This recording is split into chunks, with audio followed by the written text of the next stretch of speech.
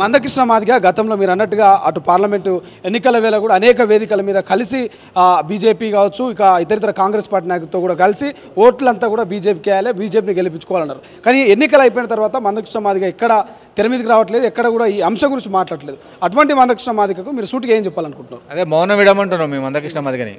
ఏంటంటే మీరు పార్లమెంట్లో మాదిగలందరూ కూడా బీజేపీ ఓటేయాలన్నారు, వర్గీకరణ చేసుకుంటామన్నారు, కాంగ్రెస్ పార్టీ సీట్లు కాబట్టి అటే వేయాలన్నారు. మరి ఇవాళ 4 నుంచి 8 సీట్లు వచ్చినాయి, పర్సంటేజ్ చాలా ఎక్కువ పెరిగింది. అది మాదిగల వాళ్ళనే అన్నారు కదా. మరి అటువంటిప్పుడు పార్లమెంట్ సమావేశం జరుగుతున్నప్పుడు మిన్నకుండిపోవడం ఏంటిది? ఖచ్చితంగా కృష్ణ మాదిగ మౌనం విడాలి, బీజేపీతో మాట్లాడాలి, బీజేపీని మొత్తం బీజేపీ బట్టలను ఉడబీకాలి, బీజేపీ బండారం బయట పెట్టాలి. 8 సీట్లు గెలుచుకొని కూడా తెలంగాణలో మరి బడ్జెట్లో ఏమి నిధులు కేటాయించలేదు. అట్లానే మన ట్రైబల్ యూనివర్సిటీ గురించి లేదు, మరి కాజీపేట జంక్షన్ గురించి లేదు, అసలు తెలంగాణకి ఏం లేదు. అట్లనే పెద్ద కులాన్ని కూడా విస్మరించారు.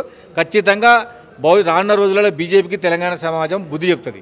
ఫైనల్గా ప్రధాన ప్రతిపక్ష పార్టీగా బీఆర్ఎస్ పార్టీలో తెలంగాణలో బీఆర్ఎస్ పార్టీ నాయకుల్ని ఏమైనా అంశం మీద కలిసే అవకాశం ఉందా? వాళ్ళని కలుపుకొని జంతర్ మంతర్కి వెళ్ళే అవకాశం, అటువంటి ప్రయత్నాలు ఏమైనా చేస్తున్నారు?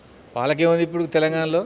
వాళ్ళకి ఒక పార్లమెంట్ సభ్యుడు కూడా లేడు కదా. గతంలో ఉన్నప్పుడు పిలిస్తే ధర్నాకు వచ్చారు. ఇప్పుడు వాళ్ళని అడగము, వాళ్ళతో మేము కలిసి పనిచేయలేము. పార్లమెంట్ సభ్యులతో కొట్లాడితే బాగుంటుంది తప్పించి బీఆర్ఎస్తో మాకు అటువంటి ఆలోచన లేదు. ప్రధానంగా తెలంగాణ అసెంబ్లీ సమావేశాలు వాడివేడిగా నడుస్తున్నాయి. అసెంబ్లీ సమావేశాల మీద మీ కామెంట్ ఏంటి? ప్రధానంగా ప్రతిపక్షాలు అధికార పార్టీ మీద విరుచుకుపడతా ఉన్నాయి. కేటీఆర్, హరీష్ రావు అంటే ప్రతిపక్షం పాలకపక్షం వాటి మీద ప్రధాన ప్రతిపక్షం బాగానే మాట్లాడుతుంది. కానీ రేవంత్ రెడ్డి గారికి ఈక్వల్గా చెప్పేంత వ్యక్తులు ఎవరు లేరాడా? అంటే రేవంత్ రెడ్డి గారిని కౌంటర్ కరెక్ట్గా మాట్లాడగలంటే కేసీఆర్ గారు సభకు రావాలి. ఆయన కేసీఆర్ అవసరం లేదు, కేటీఆర్, హరీష్ రావు మేమిద్దరం ఉన్నాం, మా పార్టీ నాయకులు ఉన్నారు, మేము సమాధానం ఇస్తాం, మా కేసీఆర్ గారు మా రాష్ట్ర అధ్యక్షులు అవసరం లేదనేది కేటీఆర్ గారి మాట. మరి అటువంటిప్పుడు ప్రతిపక్ష నాయకుడు యుద్ధాన్ని చేస్తే అయిపోద్ది కదా.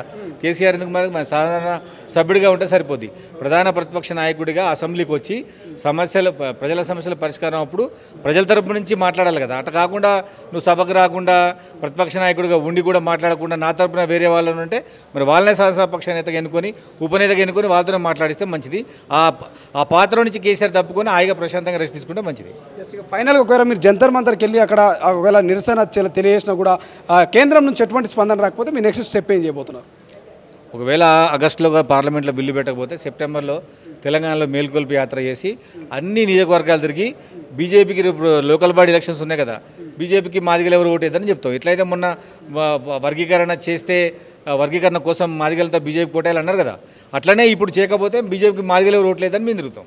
Thank you so much. ఇది మొత్తం మీద పిడమర్తి రవి గారు స్పష్టంగా చెప్తున్నారు. కేంద్రంలో ఏదైతే పార్లమెంట్లో ఈ యొక్క అంశం గురించి మాట్లాడకపోతే ఖచ్చితంగా పెద్ద ఎత్తున మేము నిరసన తెలియజేస్తాము. వచ్చే నెల 8, 9 కూడా జంతర్ మంతర్లో మేము దీక్షకు కూర్చుంటాము, నిరసన తెలియజేస్తాము. ఖచ్చితంగా మౌనం వీడాలి. మందకృష్ణ మాదిగ కావచ్చు, బీజేపీ నాయకులు మౌనం వీడి దీని మీద స్పందించాలి. ఇక నరేంద్ర మోడీ కూడా గతంలో 2014లో మేము అధికారంలోకి వస్తే 100 రోజుల్లో ABCD SC వర్గీకరణ చేస్తామన్నటువంటి నరేంద్ర మోడీ గారు మరి 10 ఏళ్ళు అవుతున్నప్పటికీ ఎందుకు ఇంతవరకు దీని మీద ఎటువంటి చర్య తీసుకోలేకపోతున్నారు, ఎటువంటి స్టాండ్ తీసుకోలేకపోతున్నారు? ఇప్పటికీ మీకు పార్లమెంట్లో పూర్తి స్థాయి మద్దతు దాదాపు 300 సీట్లకు దగ్గర ఉన్నప్పటికీ మరి ఏ ప్రతిపక్షం కూడా ఈ యొక్క బిల్లును వ్యతిరేకించదు.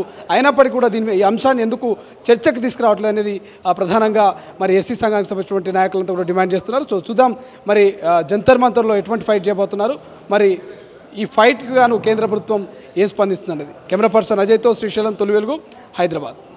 అసలైన తొలి వెలుగు. Follow WhatsApp @తొలి వెలుగు official.